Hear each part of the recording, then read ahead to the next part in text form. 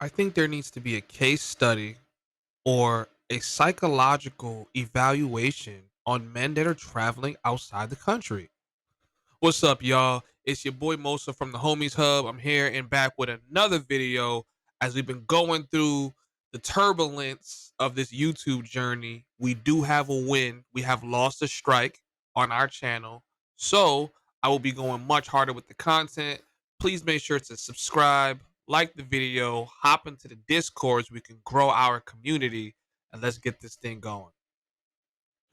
I just find it really sad.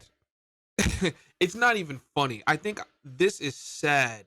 The amount of delusional passport bros that we have going overseas with these weird and absurd expectations. And, you know, I've been thinking on it this past month that I've been in Medellin, and I've been seeing so many men just under the impression that this romance that they happen to have sparked in less than a week of knowing a girl is somehow the most genuine thing that she's ever had or that he has ever had. And I just think it's absurdity. Somehow, passport bros go overseas and convince themselves that them having to basically speak through a Google translator, him needing to pull his wallet out for everything and pay for absolutely everything for the bare minimum is somehow true romance. And I saw this amongst various people, various men out there. And it's scary to think that we call women delusional, but truly we're the ones that are delusional as well. It's like we're both under the Disney spell. Oh, What? bro, I think I'm in love With who? with this girl. Her name is Yoseris. She said she really likes me. She said I was different from all the other tourists that come here, bro. Dude, I promise you, she is saying that to every American that comes through here. Nah, bro, this is different. This is real, bro. Okay. She keep calling me Poppy. She's just trying to get money out of you. I promise you, she's saying Nah, I'm bro, here. she got her own job. She said she's a Bro, chapeadora. that means like a gold digger, dude. That's what that means. Nah, And bro, I don't think she works in the mines, dog. There's no way you're this stupid. There's no fucking She even got way. a cute little nickname for me, too. She called me Puta. This might be the one, bro. I promise you, not every girl that calls you Poppy is the one. She's All right, not bro, I'll be right back. I gotta go to the For ATM. what? Marisol needs a retainer, bro. Her teeth are fucked up. Who the fuck is Marisol? Her daughter. Well, I guess she's my daughter now, too. Jesus Christ, this is why I cannot take you anywhere, bro. This I'm is just why. trying to be a good dad, bro. You're That's not a it. fucking. And this is how you guys sound when you guys tell me that you guys met a chick and you guys are vibing and she's not a pro. And it's like you guys are trying to get yourselves so far away from pros that you end up falling for the same game that the other chicks are playing on you. I mean, it's so easy. Talking to some of these pros, they'll tell you, man, these Americans come out here looking for love. And they're like, we're not looking for love. We're not looking to fall in love with you guys. You guys will go over there and just get so overwhelmingly deceived, saying, hey, man, I didn't have to pay for it. And what I realized is that some of you guys just feel more comfortable with the idea that you didn't have to pay the girl directly, but you make up for it by buying flights to other places, paying for food, paying for transportation for her to go to and from work, and you know, not saying that any of those things are bad if that's your ways of showing gestures and things like that, but it does become bad when you put yourself in the mentality that you're not tricking, or even if you accept the fact that you are tricking, you think that a lot of your relationships are starting and occurring in these countries because this girl really likes you, and you don't think it has anything to do with your generosity, or it doesn't have anything to do with the fact that you're doing things for her that other men can't do for her in her country. Long story short, you are the top 1% when you fly into third world countries, when you fly into South America, when you fly into Medellin, Brazil, any of these countries, you're flying in as a top 1%er. So, 9 times out of 10, whether you want to acknowledge this or not, these nice gestures you're doing are and is leading with your wallet because other men cannot do the same thing.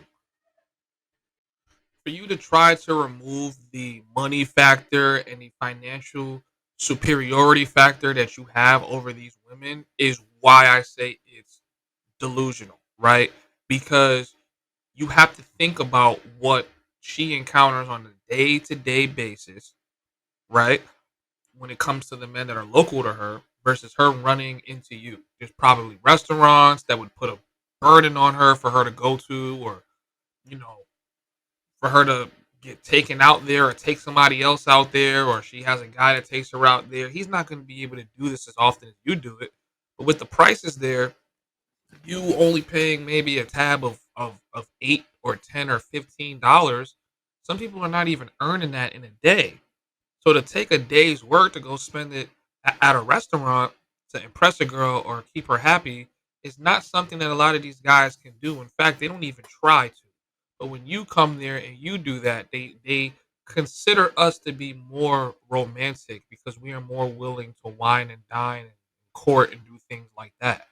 With that being said, you have to understand that that is the majority of the reason why these girls like you. That's not to say they're not physically attracted to you. That's not to say you don't have charisma and you're funny, because a lot of that is the case too. But what puts you in the position to even be entertaining a girl that's super beautiful or super gorgeous is because you flew in as a top one percenter. That passport, that blue book made you a top one percenter in the country. So you were already more advanced than 99% of the other guys that are in that country. Now, what I don't want guys to do is fly into these countries and think their swag and things that worked in first world countries is going to work for them here. I think, there's a terminology that you learn in sociology and history class. It's called Eurocentrism, right? It's basically when Europeans or people that come from European nations, they view the world through the lens of them. They're Eurocentric, meaning everything revolves around them.